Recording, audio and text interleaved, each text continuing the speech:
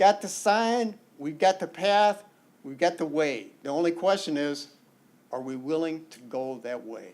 Thank you.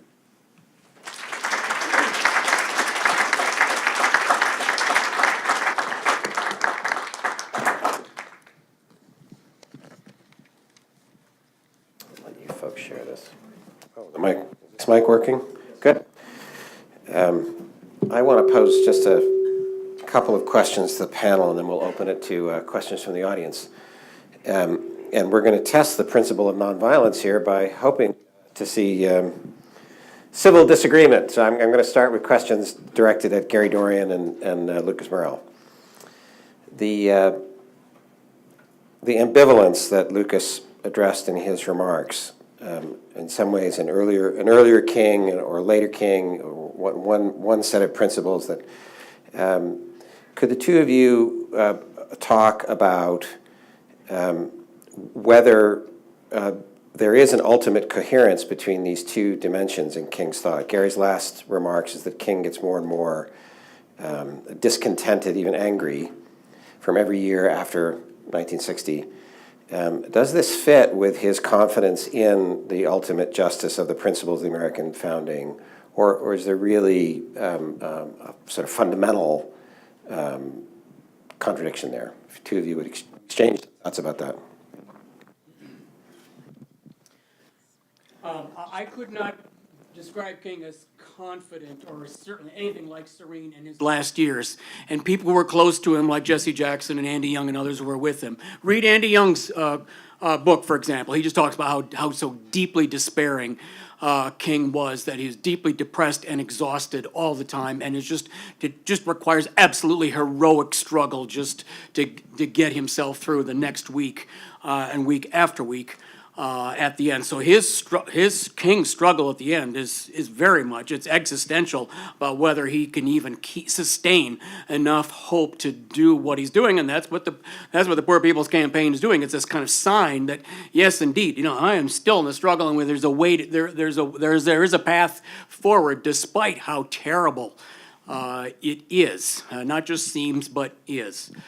With regard to this personal versus social issue that is in your question, and that is maybe an issue between us, I would say this is what is so key about the social gospel, about King's identity as a social gospel preacher, as was the case for his father, as was the case for the entire social gospel movement. The social gospel is personal. I mean, it's evangelical.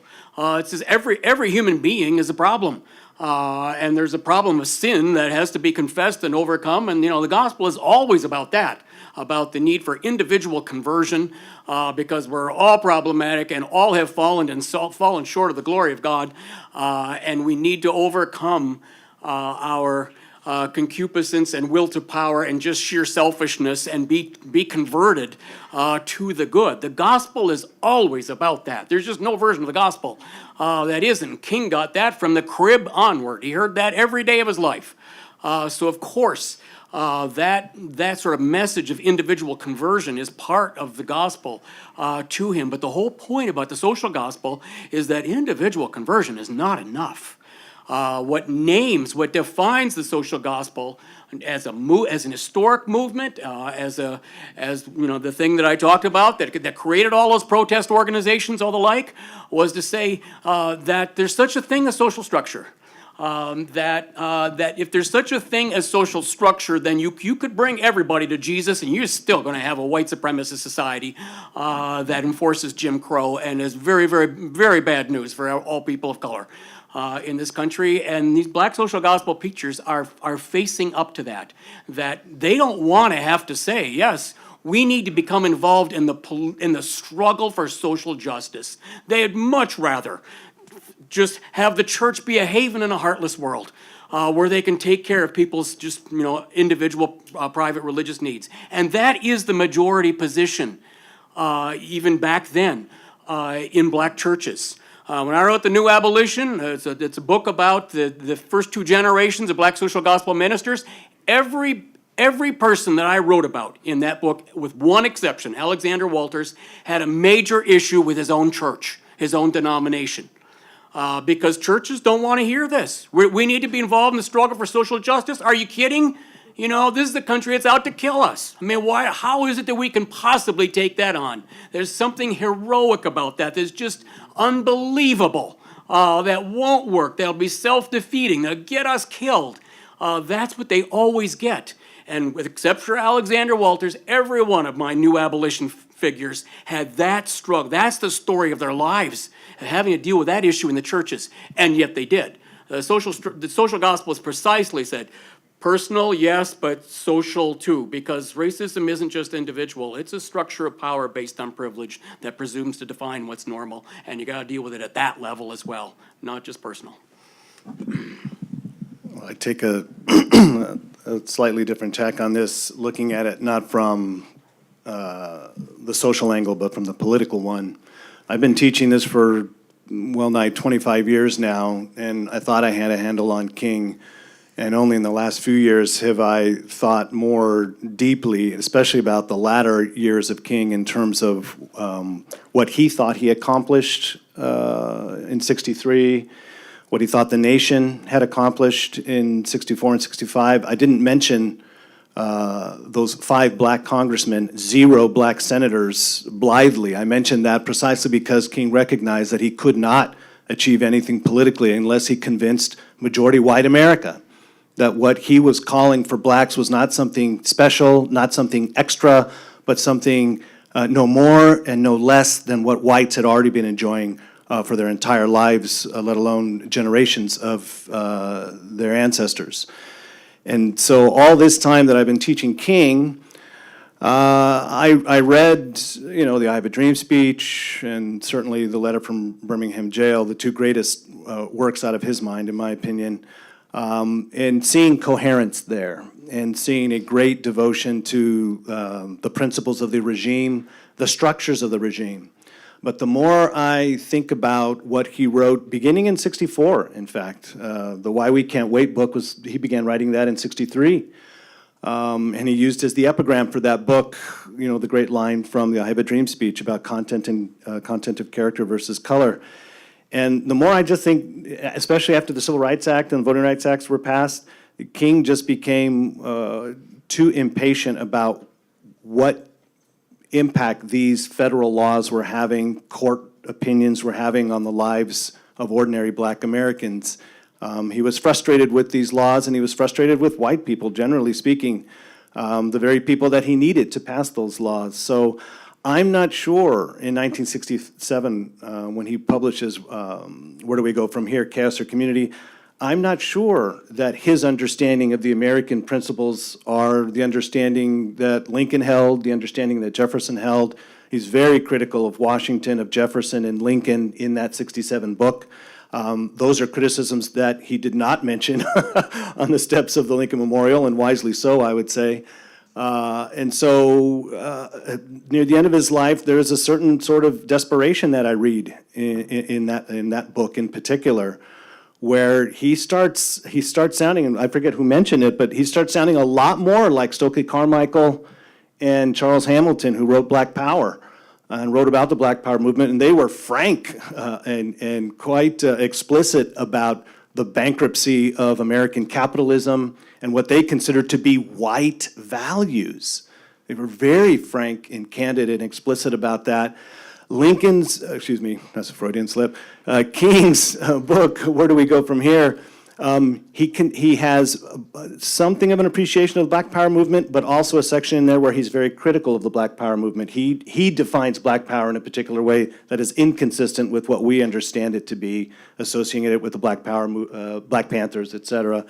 So I'm trying to just begin a conversation about what it was that King actually appreciated about the United States and the extent to which he departed in principle from America, what he thought was insufficient about the founders, insufficient about our structures, and yet, like Malcolm X at the end of his life, kind of floundering for a new way, but not being able to really put it into words except for guaranteed national income and a Bill of Rights for the disadvantaged, except for those 2 really explicit policy recommendations. The rest, if you're looking for a political theory there, I think you're grasping in at air. Just a brief question for Keith and Colleen. I apparently am like everybody in not having heard of Billups and this, especially hadn't heard of this, the extraordinary parting of the Red Sea.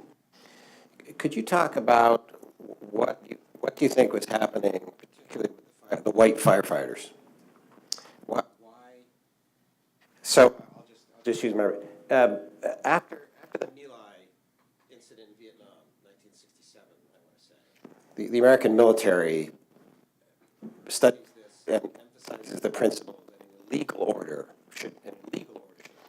There are moral principles in those orders, including you don't kill or use lethal force against non-combatants. Right? That's the principle. Here are firefighters in Birmingham, Alabama.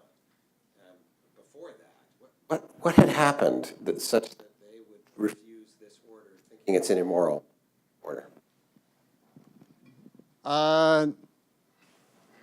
It's not totally clear because not that much has been written about this march at the time.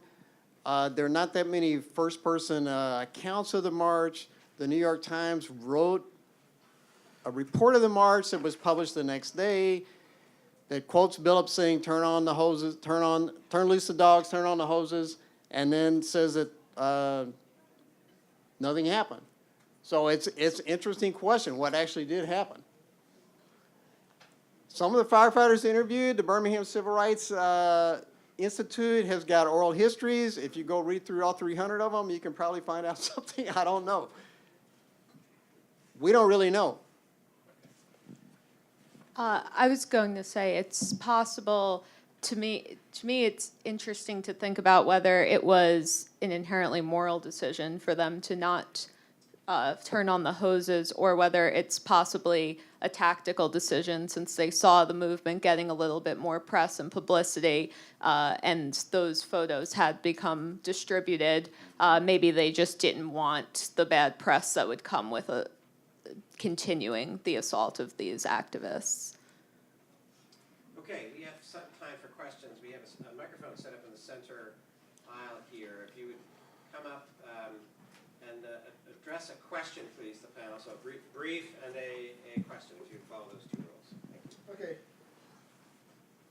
I think it's fair to say that King receives more attention than any other African-American 20th century historical figure. The question is King the most historically significant African-American of the 20th century? If so, why? If not, why not? And could one make an argument for others? If so, why? If not, why not? Go ahead, Gary. Thank you for the question. Firstly, I would say he is not just the most significant African American of modern history. He's simply the most significant American. Period. And I would say of all American history, I wouldn't put Lincoln or FDR or anybody above Martin Luther King. So I think that's firstly my starting point. And I would say, with regard to this wonderful sort of Birmingham history that we've had here, if you sort of frame it just a little broader, I agree certainly that Birmingham is the crucial demonstration, because they've just failed in Albany and they've got to break through somewhere. They looked for the most hateful place that they could find, and they found it. And they're actually failing at first. King meant to get arrested sooner, but they're not being able to arouse people, bring people out as they'd expected. And one major reason is they're not able to mobilize the pastors as they needed to. There are 225 black pastors in Montgomery in that area, and they only ever got 25 of them to come out. And the reason is, you come out for this, you're volunteering to get yourself killed. And we remember Birmingham differently because, indeed, it got nationalized at the end. Kennedy comes in, he brings in the National Guard. Excuse me, Professor? Birmingham ended differently than it might have otherwise. Excuse me, Professor? And that's what changed history, right there. Could we give Speaking people just to your point. opportunity to ask? Because we have shorter time here. Yeah. Thank you. I agree with Gary.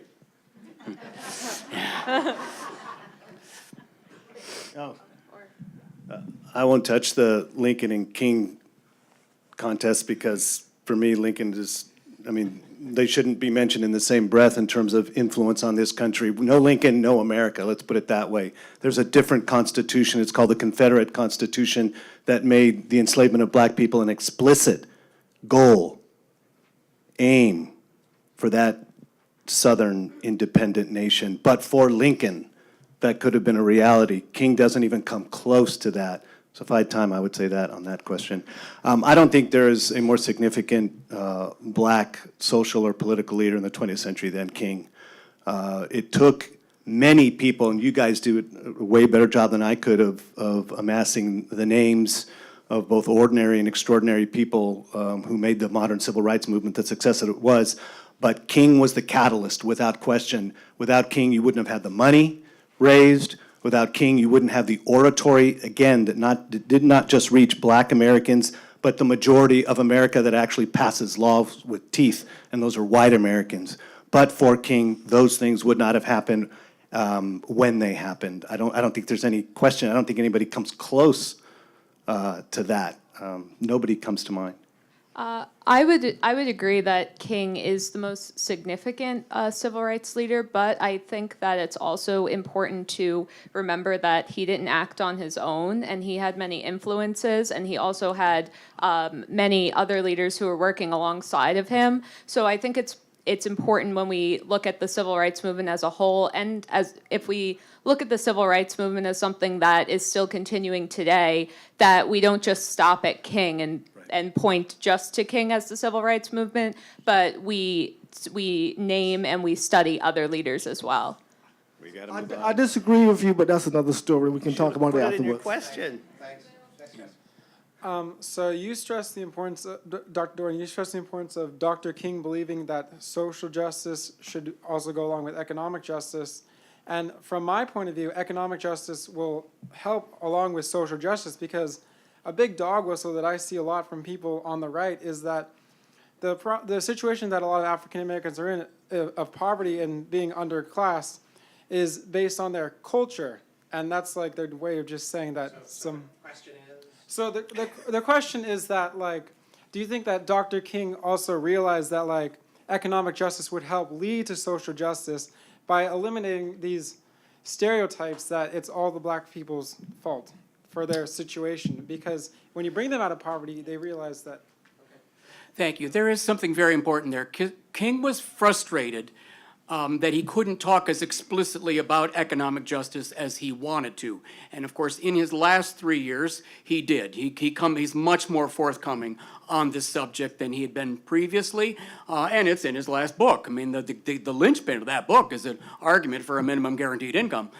He even at the end, he's not as explicit as he wants to be, and this is a constant matter of argument within the movement. They talk about it at the retreats, about how far out he can go on this issue.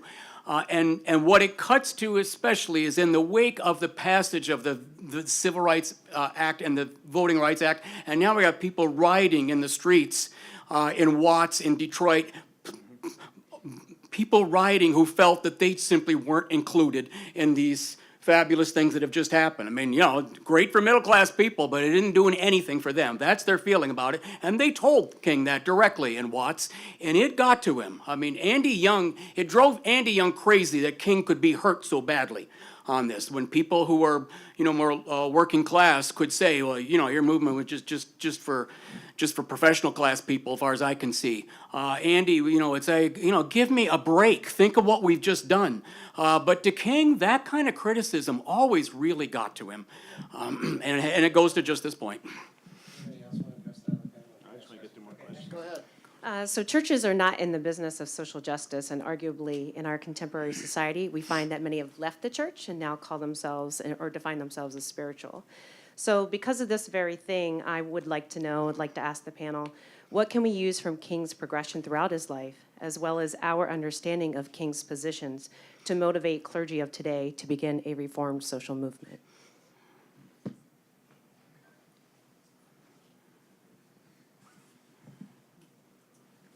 Well, Gary he teaches in a seminary, so. I would say that it depends on what we mean by the reform movement, or what would be a progressive reform. I'm a member of a church, a Presbyterian church, which takes human life very seriously, is involved with local pregnancy clinics, and also trying to help stem the human trafficking trade. I live in Lexington, Virginia, and in Roanoke, apparently it's become a problem. It's such a big problem that they're actually turning to the churches, because the churches it got onto their radar before it got onto anybody else's. So it depends on what we mean by reform. It depends on what we mean by social justice. I think churches, certainly I would think pastors and priests and other religious clerics should know by now the failures of many churches back in the civil rights movement. Those that you mentioned, of course, who, for some good reasons like self-preservation, were afraid to be involved and thought that, well, church is what you do privately, and this other stuff is optional. I think, just anecdotally, that churches can't get away with that these days. I think many more of them certainly are issuing statements with regards to various social causes these days that they wouldn't have touched a long time ago. So maybe it depends on where you are in the country, depends on what denomination. Because we have Reverend Barber with the Poor People's Campaign on Mondays, right, happening. And then we also have the president holding state-like dinners for very conservative, Presbyterian. So, Gary, do you have a comment on this? I would just say this. Firstly, yes, I mean, if you compare the later King to the Poor People's Campaign, it's spot on. It's exactly what they're doing. I'll just say this. I wrote a book called The Obama Question some years ago and did many, many events after it. And there were times out there on the speaking trail and doing radio shows and the like when I just thought to myself, my God, all I've really got to go on is the memory of Martin Luther King. I mean, it wasn't the spirit of Lincoln, which does speak to my, our issue there. It wasn't anything else I can point to, the Constitution, whatever, the American dream, whatever. I just thought, I'm just holding for dear life on Martin Luther King and what he symbolized about how this could still be a better country than what it's trying to be, So. Thank you for your passion. And I'm hoping you saw this picture. Over the weekend, there was a confrontation between white high school students. I hope you saw more than one picture. Well, I try to keep it short.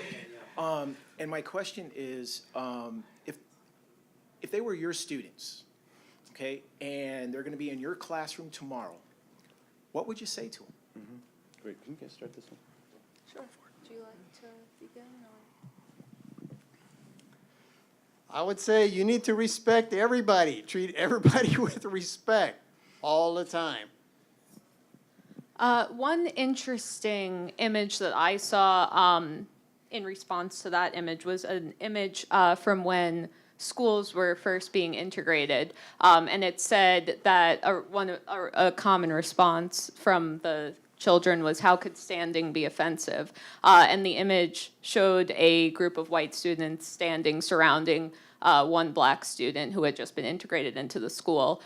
So to me, what we have to think about is body language, and sometimes we can tend to try to justify things by saying, oh, I was just standing, or I was just doing this or that. But what we really have to think about is respect. And if those were my students, I would not want to ruin the rest of their lives because they did this as students, but I would want to try to take it as a teaching moment to say, you know what, this is somebody's culture, and you have your culture, but we need to respect one another's culture, and we need to stop being defensive and stop attacking one another, and instead take this as a teaching moment that going forward, we should learn to love and to respect one another and to become emotionally mature in our interactions. Unless everyone in this room has seen the video from start to finish. In other words, unless you've seen a video where the students are standing there by themselves, waiting for a bus, singing songs randomly, they're a bunch of boys being silly, and unless you've seen it, I don't think we are equipped to actually to answer that question. I didn't even try to find the longer video, and I'm not a guy who spends a lot of time on Twitter. I spend almost no time on Facebook. But on Twitter, I saw that image and had the same feeling everybody else had when they saw that image, and it looked like a mob, even though they weren't taunting, even though they weren't saying anything directly. Just that image and what looked like a smirk on that boy's face in front of that elderly Indian man beating that drum. I just followed a thread, and in a few minutes, I saw a very different video where the students were by themselves being yelled at by a group of other men whom I will not identify, but their own Twitter feed shows you that the Indian walked over to those boys to create a scene, to be videoed, to be used exactly as it was used this past weekend. I don't spend a lot of time on television. I don't know if if CNN, MSNBC, Fox, or anybody has interviewed any of those boys, especially the one concerned, asking them their account of what happened. They certainly interviewed Phillips. In other words, mission accomplished in terms of one of the parties. Those boys were there for some other reason. That's not true. Okay. So I'm just saying, I'll just finish this. I'll say that we aren't equipped in this room to actually have a discussion of this unless we see the entire video. Believe me, good grief, in the era of reality television, surely we have been taught not to believe the first thing that we see on Facebook, on television, on somebody's cell phone feed. Okay. Final question. All right. So earlier in the year, we had a speaker, Dr. Joshua Mitchell, and in his statement, he believed that only it would be church and community building that could cure the state of the black community and the disconnect it has with the white majority. And further, he asserted that it was government intervention with the Civil Rights Act actually ended up undermining the cause, as it gave the white liberals their chance to say, we've done it, and then they could sit down and put their hands back under their I shouldn't say that word, but Sit on their hands. yeah. So to what extent do you think that the civil rights leaders really shared that? Because it kind of to me got caught like as if King kind of shared that he was really disillusioned with the Rights Act and that he didn't see the change he had hoped that would come from government action. Do you want me to answer that explicitly or directly? I'm fine with that. You're all Yeah, my brief answer is that I didn't say anything differently than what you just said, that King was dissatisfied that the results didn't come as quickly as he would like. But if you had asked him point blank, are you sorry the Voting Rights Act passed in 65? Are you sorry that the Civil Rights Act passed in 64? He would have done everything in his power not to hit you. He would have restrained himself and said, no, this is only the beginning. These laws are only the beginning. For after all, for him, the ultimate conclusion wasn't laws being changed. They needed those laws to be changed yesterday. Today wouldn't be fast enough for King. But to create the beloved community, King thought that was not, in some measure, to be the product of a legal or even a constitutional change. Something social, something individual had to happen. And when he conflated the two, I think near the end of his life, I think that's where things, or when things got confusing.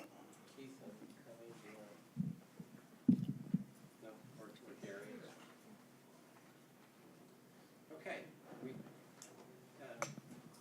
Thanks very much. So let me just wrap up, and before I ask us to say thank you to the panel one last time, I want to say thank you again to our colleague from the library, Kathy Krish, who's downstairs with the Martin Luther King books. Thank you to Dr. Carol McNamara, our Associate Director for Public Programs, and for the events and communications team that we have in the school. That would be Catherine and Taylor and Lauren in particular. We have student workers here, other staff who've helped. The school has public events that are open to everybody in the ASU community and beyond. We have videos of all of our events on our website and archive. We have another event this week in a year-long series on polarization and civil disagreement. And that's Arthur Brooks, currently president of the American Enterprise Institute, but is stepping down, is on his way to a faculty position at Harvard. Arthur Brooks is here on Thursday, and that begins, Carol, at 5 p.m., does it? Yeah. Next week, 1 week later, we have a dialogue between a former Attorney General, Judge Mukasey, and Nadine Strawson, former head of the ACLU, about civil disagreement about political and public issues. All of the information about these events are on our website. One conference opportunity to be mentioned on April 12th, Adam Seagrave, who's the Associate Director for the school, is being joined by colleagues from University of Massachusetts Amherst and University of Missouri, a conference part of a course being taught at all three campuses called Race in the American Story, and Adam is, in our school, is teaching that course here. So that's April 12th. You can find more information about that on our website. So on the way out, I think there's more information about public events, flyers that we have, but also about our school, the curriculum for the school. We have a major and a minor for all the students here. You certainly shouldn't leave without getting information about our courses and our curriculum. We have a reception, don't we, outside in the foyer area? And with that, please join me one more time in thanking our panel.